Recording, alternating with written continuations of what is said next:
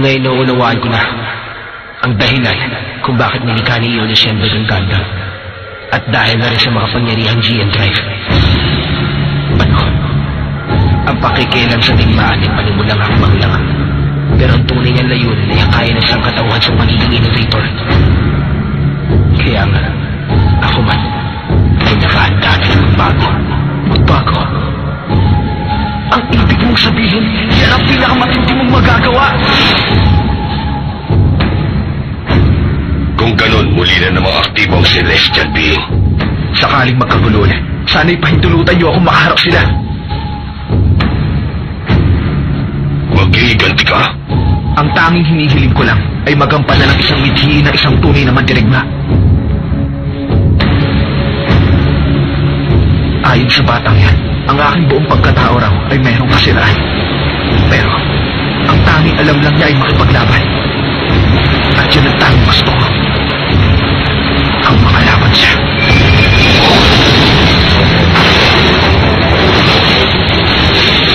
Sa akin pa rin ang tagumpay ang kasauli! Pa ilang ba ang gusto ko? Yun lang naman ang mahalaga, hindi ba? Marahil sa isang tulad mo. Pero para sa akin, isang magandang buhay para sa lahat!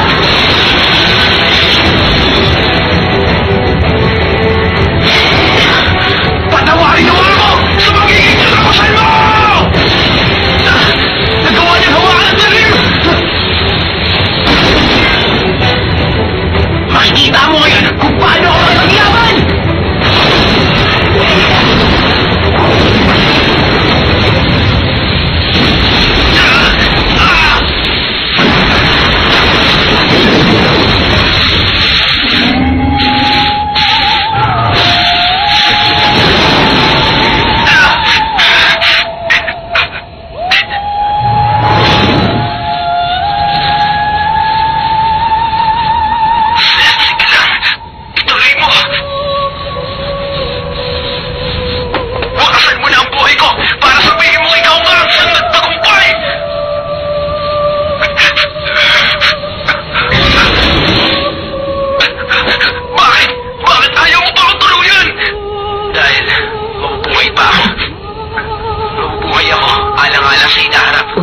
At yun ay isang dahilang, ito ang aking laban. Ang laban para mabuhay.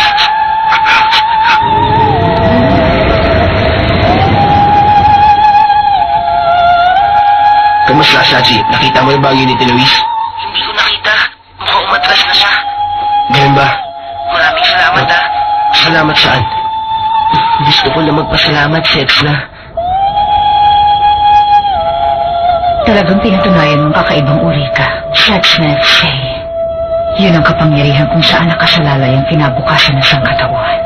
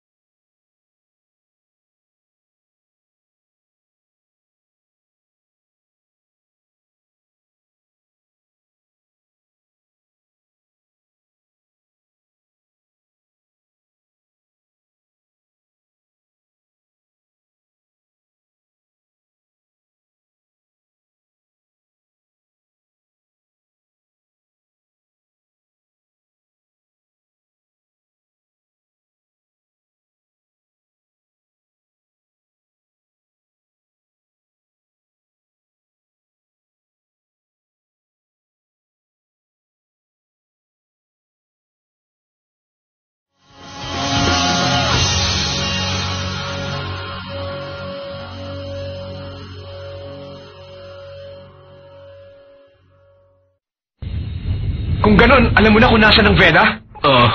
Mismo si Wang Liu Mei ang nagsabi sa akin. Sa wakas nakita na rin ng Veda. halos tapos na ang encryption analysis. Nasa point C9842R ang Veda, dun sa madilim na area. Milena, gamitan mo ng super telescopic camera. Roger! Lagrange to? Ni ang pagtatayo ng colony sa lugar na yon ay hindi natapos, hindi ba? Maganda ng pagtaguan kung ano-ano. Ipapakita ko na ang coordinates. Wala naman makita. I-superimpose mo nga ang astronomical map, Milena. Sige po! Ano yan? Hindi makita ang location ng mga bituin. Dahil naka-optical camouflage. Fel, i-calculate mo ang layo ng offset. Roger. Ang layo ay... nasa 15 kilometers lang po. 15 kilometers? Isang gahiganting kung ano ang nakatago sa ilalim niyan. Sa madilim na bahagi ng buwan.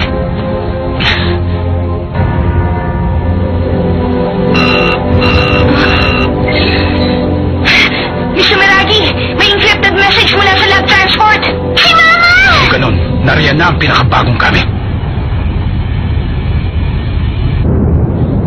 Nakahandang gamitin ng Autonomous Peacekeeping Force ang ilos ang lahat ng sandata nito para wakasan at pigilan ang pakikialam ng celestial being. Sila ang tinuturing na huling hanay ng rebelyon na siyang kumakalaban sa ating gobyerno. Tatalunin natin sila at pagwawagyan natin ang pagiging isa ng bawat sangkatauhan at tunay na kapayapaan. Aasahan ko kayo.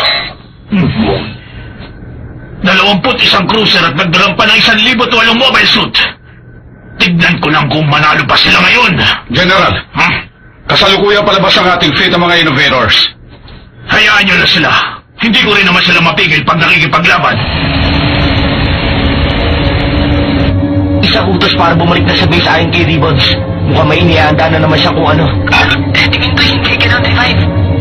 Dahil anumang oras, parating na ang mga tumutugi sa atin. Luis, bakit?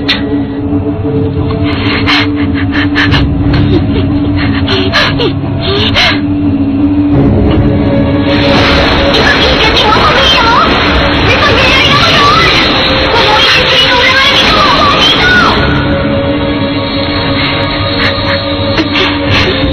Tama lang yung mangyari sa'yo. Dinala ko na ang lahat ng pwede niya magamit sa pakikipaglaban. May ilang parts din dyan na para sa mga Gundam at ilang mga supply. Pati ang Gundam? Nilagyan namin ito ng particle storage tank para mas matagal ng kaunti ang kanyang pakikipaglaban. Ipasok na agad natin ito. Okay, boss! May mga nakabang na palang fleet sa lugar na sinabi ni Wang Liumei. Kung ganun, walang duda na nasa lugar na yun ang Veda.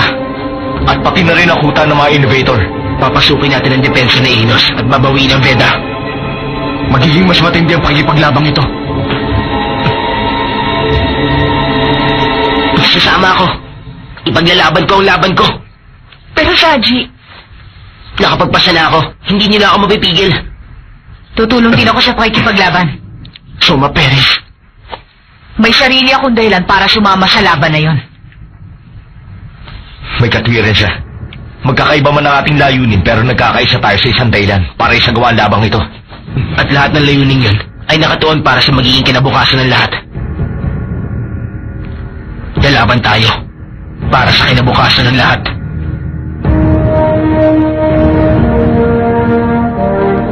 Palalayain natin ang sangkatauhan sa bantang pananakop ng mga innovator. At para magkaroon ng isang mundo kung saan ang mga tulad namin ni Soma Perez ay hindi na muling uusbong pa. Noon pa may mission ko na talagang ibagsak ang Federation. At pati na rin ang mga innovator.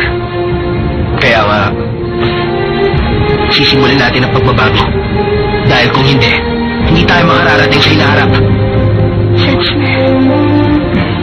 Lalakad tayo sa oras na makumpleto na natin ang resupply. Maliwanag? Oo. Pero sino ang uupo rito para maging piloto? Bakit? Narito naman ako ah. Lassie? Kaya mo na ba? Oo naman, kayang-kaya ko na.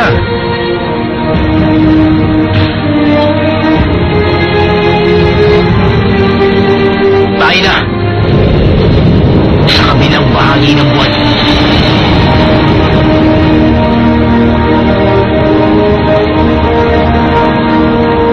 Prinsesa Marina, ang ganda ng mga bituin. Oo nga, no? Ang ganda nilang pagmasdan. Baka mamaya masaktan kayo sa ginagawa nyo.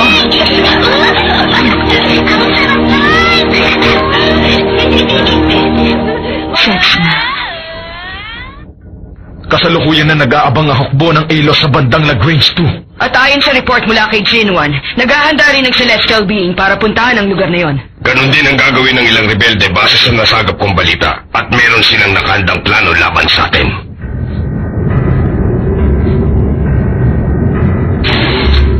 Nakahanda na po lahat ng kakailanganin, Colonel.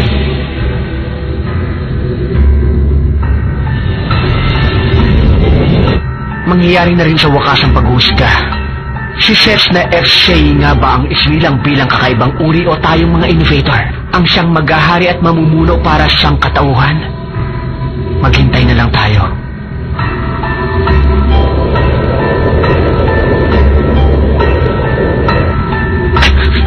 Ang estilo ng submarine.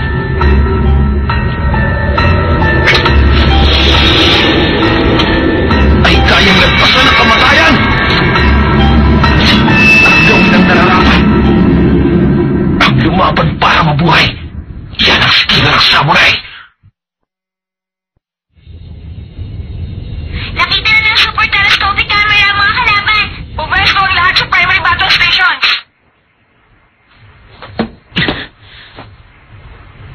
Setsna, Felt. kunin mo. Bulaklak. Pinalago ito ni Miss Linda habang nasa lab siya. Gusto ko sanang ibigay sa'yo. Maraming salamat, Felt. Hindi kaya magselo si Marina sa akin? Si Marina at ako ay walang anumang relasyon. Mauna na ako. Mag-iingat ka, Setsna! Salamat.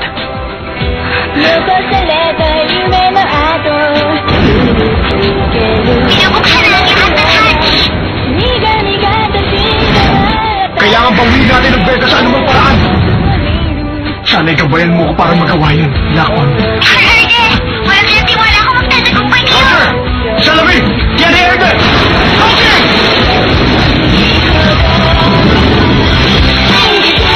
Nakalanda ka naman sa Paris. Marina lang. Kung mas komportable kang tawagin ako sa ganun. Pero gusto kong malaman mo na... Oo, alam mo. Archer Hayos! Hallelujah! Kisim! At Song of Paris! Now launching!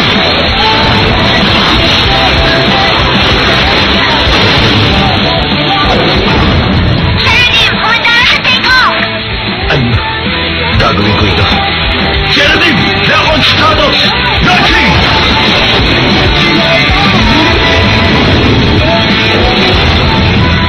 Sigurado ka ba sa basa mong yan, Saji? Huwag mo ko lalahanin. Gusto ko rin makita ang hinaharap, Setsna. O sige. Double O! Setsna FC! Launching! Polarizer! Saji Crossroad! Taking off! Haro! Polarizer! Locking mode!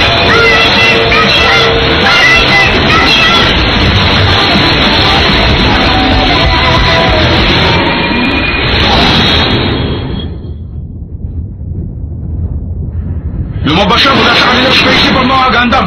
Pakilusin ang hukbo at salubungin ang mga kalaban. Kailangan magtagumpay sa pagkakataong ito.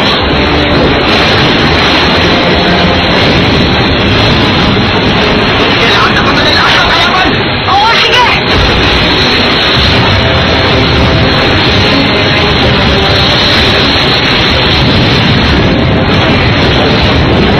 Compressed particles will release!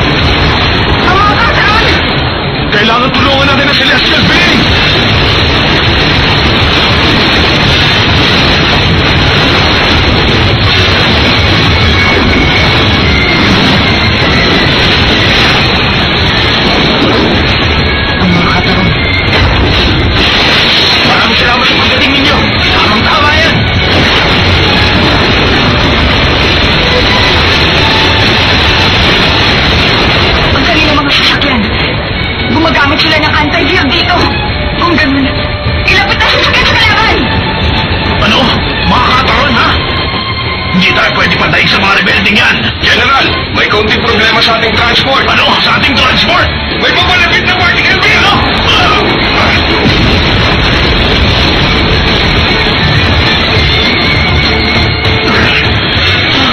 Ito ay sumabala para sa unang kilos. Kikilos kami sakaling kailanganin. Kayong sunod-sunuran sa Federation Government ay hindi na namin kinikilalang bahagi ng militar. Ang magiging kinabukasan ng mundong ito ay dapat nakasalalin sa magiging pasya at kagustuhan ng sangkatauhang bumubuo nito. Pinatutunan namin ang brutal at pangit yung pakikinig mo dahil sa kilos. Hindi ko akalain magagawa niyo sa atin! Matamaan sila! Sila ay may tutuloy na kalaban!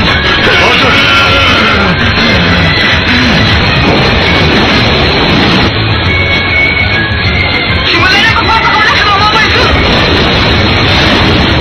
Ang walang kamatayan si Carlos Amor ay narito muli para harapin kayo!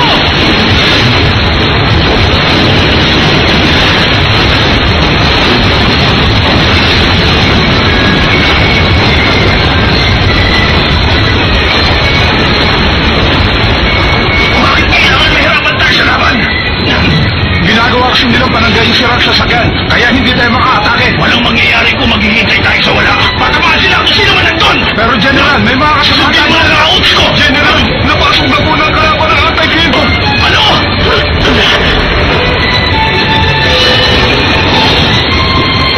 Ang ganda! Ang Polarizer! Wawasakin ko na ang kalaban ito!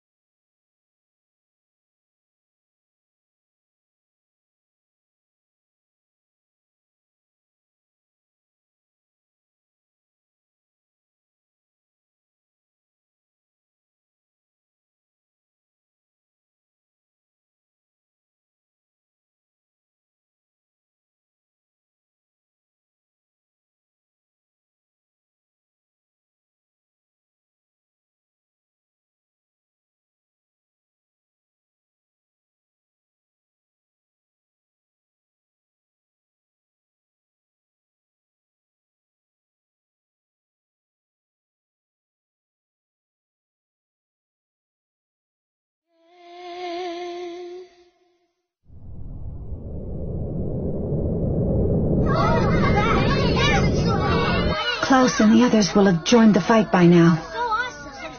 Those are the lights of battle. It looks like they've broken through the Allah's fleet. Humanity seems to have a real fondness for fighting. Aren't you the one who put them up to it, though? You are the one who's been guiding them here. But wasn't that what you wanted as well? What? I told you. I am a superior being to all of you. You could even say that I'm your creator. And that is why your thoughts, so consumed with ambition, have been coming straight to me via quantum brainwaves. Too bad, isn't it, Regene Regetta?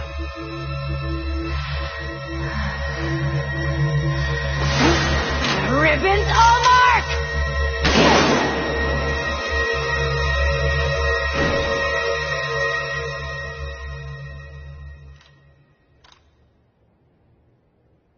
It's me. I'm the one. The one who is going to guide humanity is me. Regene Regetta. Innovator's giant mothership finally appears. Do the Meisters standing against it have any chance at victory? Next episode, Flower of Life. With every flash of light, a life disappears.